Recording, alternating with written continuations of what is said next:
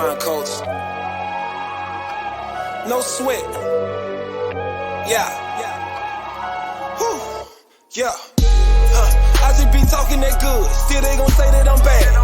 Yeah. We gon' go clean up the hood. I'm about to give them my lash. Soon as they look at the presents, they wanna bring up my past. Yeah. We be exposing them liars. I'm about to put them on blast. I will not apologize for it. I will not apologize for it. I just be talking that good. Still they gon' say that I'm bad. Yeah, we gon' go clean up the hood.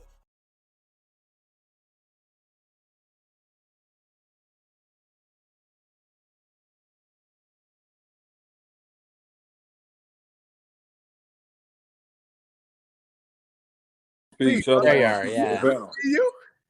Yeah, man. You know how we do it? That April 5th, man, they can't help them Aries. They can't hold us back, man. We got Right. too much swag. Peace to the panel.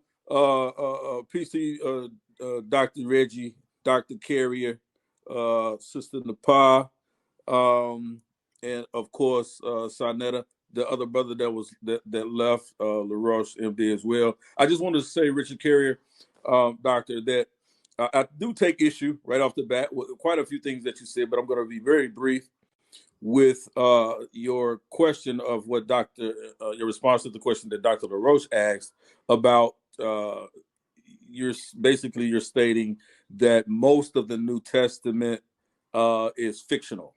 Am I correct? And that's what you're espousing? No, I wouldn't put it that way. Okay. So, for example, take the letters, the authentic letters of Paul. So the 7 of them, scholars, mainstream scholars agree are authentic. There's problems with them in terms of how they were preserved. But the general view is, and I agree, that they are pretty much what Paul actually wrote. Like I said, there's some exceptions and things like that, questionable parts. But that makes them historical documents. But they aren't written as histories. So that's a distinction I was making, is they're just letters, right? They're just things that Paul wrote on the occasion. He's not writing a history of Christianity, right? So the only thing that looks like that is the book of Acts. That's the only thing that comes close to looking like a history. And the evidence is pretty overwhelming that it wasn't written as a history, really. It's written to look like a history, but it isn't really history. It's revisionist history. So when I say there's no histories in the New Testament, I mean there's no history books in terms of an organized history of anything. But there are legitimate historical documents. I think the 7 authentic letters of Paul, I think Hebrews, I think James and Jude, those letters, I think are probably legit letters. They weren't forgeries. I think, but then there are others that are forgeries. You have the book of Revelation, which I don't know how you'd classify that. It's not really a history. It's not really a letter. Someone wrote it, and they probably wrote it in the late 90s, as most people agree. What you mean by history in the New Testament is a complicated question. So you'd be more specific on that. I'd say about half of it is goes back to historical documents. Right. But there aren't any legitimate histories in it. Right, because we wouldn't necessarily say that these things, when you say, well, there's really no history to a degree written in it, because the New Testament is a culmination of these things being written as they are occurring. Yeah. I mean, Paul's letters, for example. Right. Yeah. So they wouldn't be considered to them history.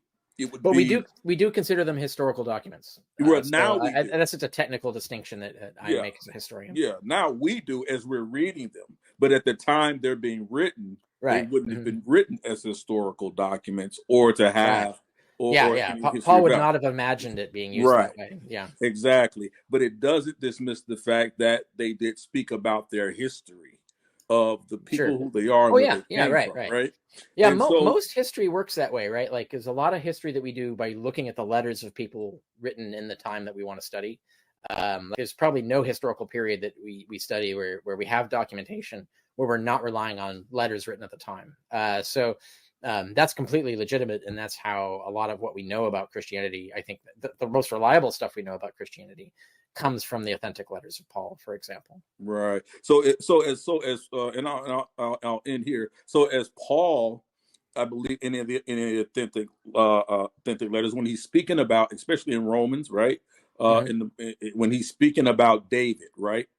And we're talking about how David how Paul makes the claim that Yeshua comes from the sperm or the seed Yeah. or the lineage of David, that in that instance, he's actually speaking historically. He's not talking about something that is made up, correct? That's a good point to point that out in terms of the difference between what we mean by history and what they mean. So I talk about this in chapter 11:9, I think. Chapter 11, section 9, maybe section 12. I can't remember. It's in chapter 11 of On the Historicity of Jesus, where I talk about, like, what is Paul talking about? Now, Paul does certainly believe, for instance, that the crucifixion of Jesus happened at a particular time in history, recent history.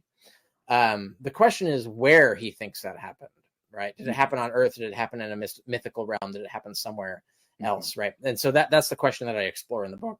And the same with the seed of David. Like, he does believe God did something with the seed of David historically, and he believes that because he has to, because the scriptures say he has to. Like, you cannot have a Messiah without saying this about the Messiah. So that this is why Paul has to say this. So the question we have is, what does he mean? Like, how does Paul think this happened? What does he understand? And he doesn't tell us. Like, we don't get a chance to ask him.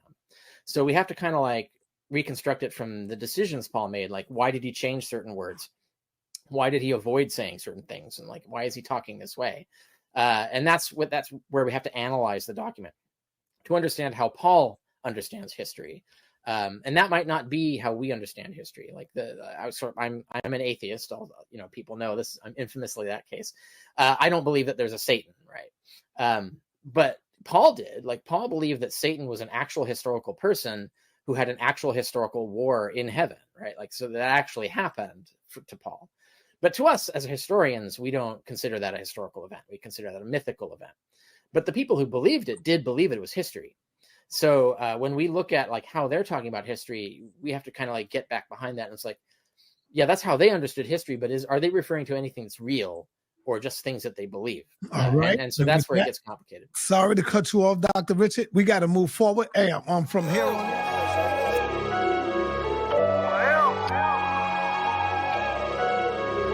Mind coach. No sweat. Yeah. Whew. Yeah. I just be talking that good. Still they gon' say that I'm bad. Yeah. We gon' go clean up the hood. I'm about to give them my last. Soon as they look